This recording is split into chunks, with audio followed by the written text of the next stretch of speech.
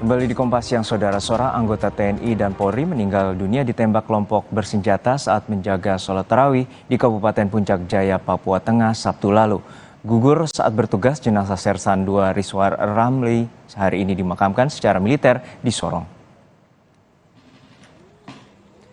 Tiba di Bandara Dominic Edward Osok, Sorong, Papua Barat Daya, jenazah Serda Rizwar Ramli langsung dibawa menuju Kampung Arar, distrik Wayamuk, untuk dimakamkan.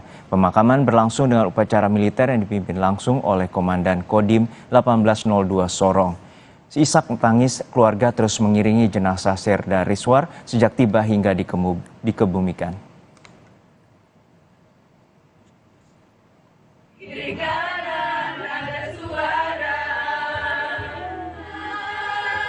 Sementara itu di Merauke, Papua Selatan, keluarga korban penembakan KKB Bribka Meizar Inde menggelar ibadah pelepasan jenazah di rumah duka. Air mata dan kesedihan kerabat serta keluarga mewarnai hikmat ibadah. Polri menaikkan pangkat anggota Polsek Ilu Meizar Inde menjadi Brigadir 1 Anumerta karena gugur saat bertugas.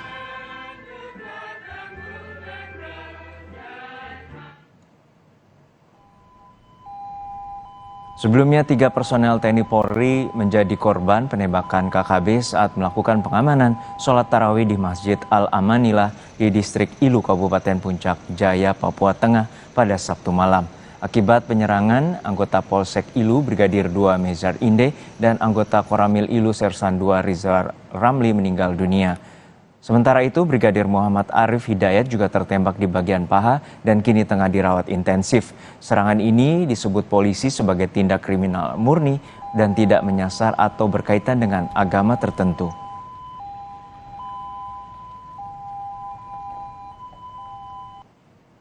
Beralih ke informasi lain, Saudara, polisi menggelar reka ulang untuk memastikan penyebab kematian